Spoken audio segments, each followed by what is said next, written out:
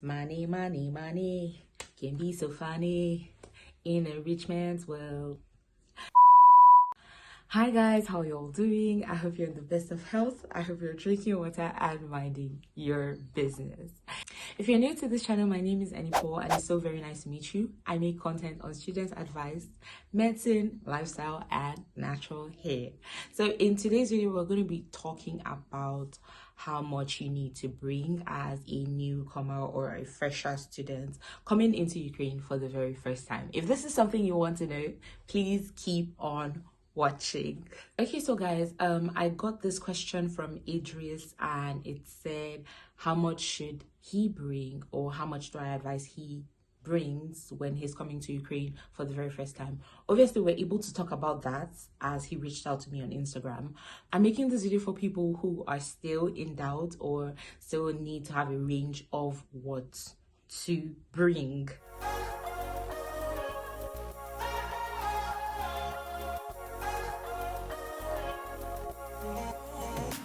The first thing that I want to say is this video is supposed to give you a realistic range of how much to bring. I am not telling you pack all the money in your house and come, or bring some money and come. But guys, it is what it is, so we move. Okay, so the first things that we're going to be talking about are obviously the things you're going to spend money on. So first off, you are coming here as a student, I suppose, and if you're coming as a worker, then most of the things on this list might not apply to you. So if you're coming as a student, the first thing that you need to know is your current school fees. How much are you paying? How much is your contract signing you up for? Like, that's one of the things that you have to check before you actually start thinking of how much or planning how much you should bring along with you. So I'm going to use myself as an example. My current contract my current contract is $4,400, and I know that in recent years this price has gone up. So some students are paying $5,000, some students are paying $6,000. So I'm going to put the school fees range at somewhere between $3,000 to $7,000, depending on what year you're watching this video, what course you're coming to study, and what city you are going to. If you're going to more expensive cities or bigger cities or cities that attract a lot of tourists, you most likely will be spending more.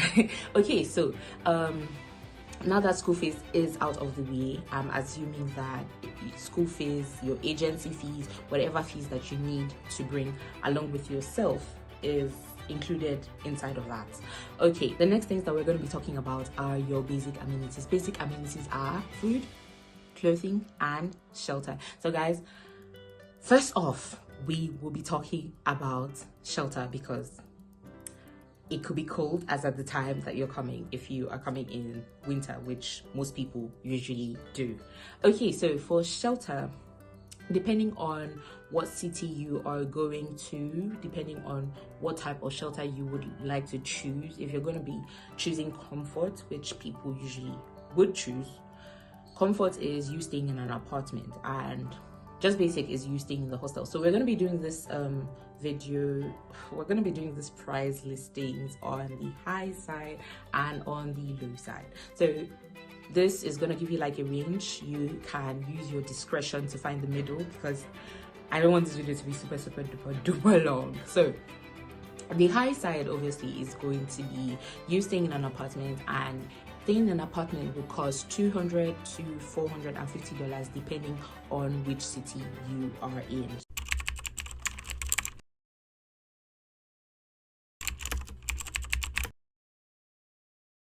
So cities that are quiet, smaller, less tourist attraction centers, less international companies are there, they most likely will charge you less for apartments.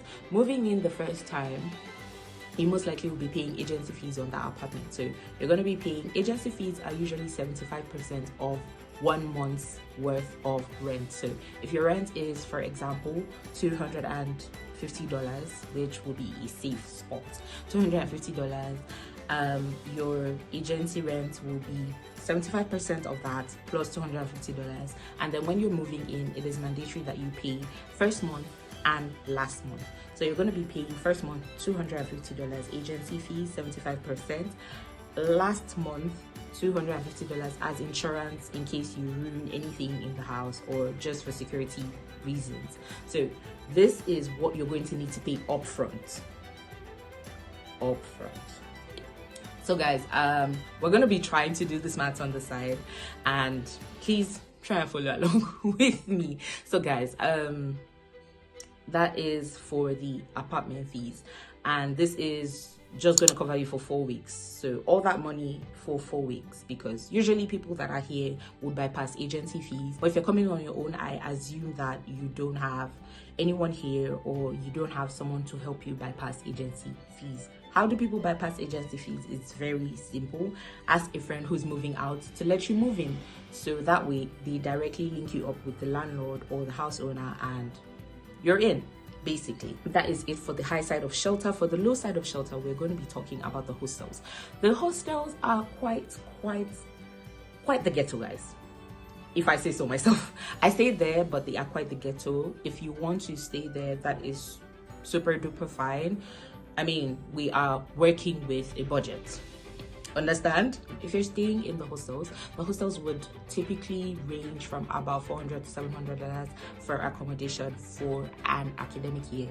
Bearing in mind that an academic year is 10 months, as the summer months don't exactly count. I don't know how it's done in other cities, but in my city, that was what it was. So we pay like $700 for a year, like an academic year, and then we'll have summer fees, and then we'll pay all over again the next academic year.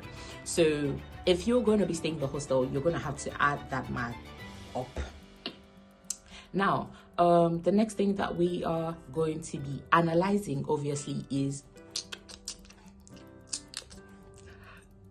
food. So obviously, food is quite affordable here, and one of the things that I want to state is, if you're coming here for the very first time, you most likely will spend less on food because you might have brought from home. I'm assuming you did bring from home. If you didn't bring from home, that's entirely fine as well, but if you did, kudos to you too. So guys, food would typically cost about $200 if you are on the low side. So if you're on the low side of things or on the budget side of things, food would typically cost you $200 a month to buy. So purchasing things like fruits in the market, some rice, some spaghetti, tomatoes, different kind of things, you know, and this would cost you about $200 thereabout to get 1 month's worth of food.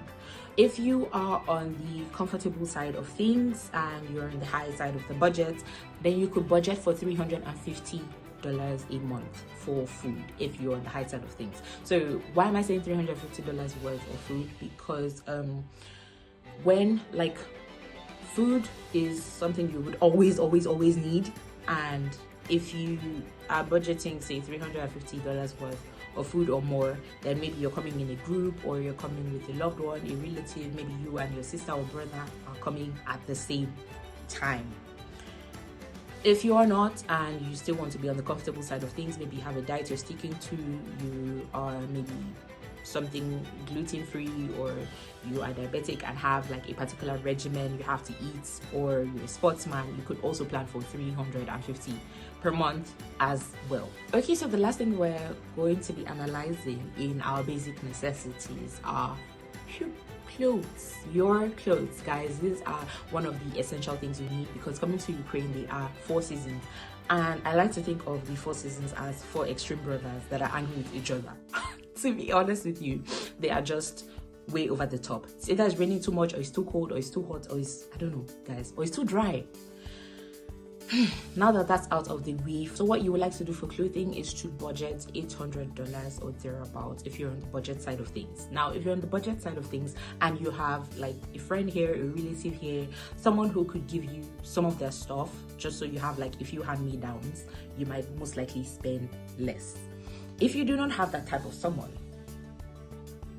get your $800 ready, because you're going to be buying sweaters, you're going to be buying thermal wears, you're going to be buying mufflers, different type of hats, mittens or gloves if you're that type of person, and this would also include maybe a few more things like your heaters, like the small sized ones or the personal ones, your heaters and your fans as well, because in summer it is quite hot. If you're on the high side of things, or you are on the high side of the budget, then you would be planning for $1,500. So this would entail bearing in mind that you're going to have to buy winter boots out of this money, and winter boots, they cost a lot, guys. I'm not joking. Like, a pair could cost you, a good pair of winter boots could cost you about $150 or thereabout, and I advise buying two.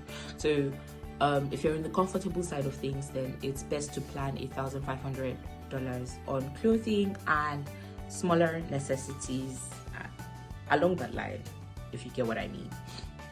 If you have done the maths that you need to do, I'm assuming that you're watching this video with a pen and paper, but if you're watching this video and you have a budget already, the next thing that you want to put on that list is your miscellaneous. I hope I pronounced it properly, God help me, but it is your miscellaneous. And why are you doing this? There's going to be a lot of unplanned expenses that you are going to have to cover up for. Now, if you're on a budget, on the low side of things, I advise you bring $200 a month for your miscellaneous. $200, bearing in mind that $200 is the same amount of money that you planned for food. And if you are on the high side of things, remember we budgeted $350 for your food, plan that as well for your miscellaneous. Why do I advise this? I advise this because for your miscellaneous, guys, a lot of things could happen. Ukraine faces a lot of inflation problems, a lot of currency, like currency going up and down, if you get the drift. Like, so because of this very reason and other reasons that you might not be able to control, guys, just so you don't starve when you get here, plan your miscellaneous. Like, give adequate planning to your miscellaneous. And now the next thing that I would like to advise is, when you are planning, plan for about 3 to 4 months at a stretch. So if you're doing your house rent, remember when we said house rent, say your house rent is $250. So your house rent for the first month, house rent for last month, your agency fees, and then house rent for the next 2 to 3 months or something of that sort, or food for the next 2 to 3 months, something of that sort as well. Because with time, you would run out of the stash that you brought from home, and then you would have to buy some good food. So guys, why I'm advising that you bring money for 3 to 4 months is because sometimes it could get really difficult to send money down here, or it could get really expensive to send money and your parents might ask you to wait. So if you're putting up a budget, or you're writing down things and you're just putting your expenses together, this is supposed to help you with what the breakdown is looking like. If you're the life of a party, maybe you could throw in like a few extra dollars for extracurriculars and whatnot. If you're a fitness person, you could throw in some extracurriculars as well for that. Guys, planning. One last thing that I'm going to advise you to bring if you're new, like new, no relative, no friend, no brother, sister, I don't know, guys, it's a long list of relatives. But if you're new, one of the next things that I advise you to bring would be a one-time utensil fee of about $200 to $300. Why am I saying that? You're going to need to buy pots, pans, plates, spoons, except of course you're moving into an apartment. If you're moving in, most times the house owners would already have these provided for you. So guys, this brings me to the end of the video today. Guys, if this video gave you value, entertained you, made you laugh, made you smile, made you learn something, helped your planning, please smash the like button, smash the subscribe button if you're not subscribed already to your girl, and I will see you in the next video. Peace and lots of love.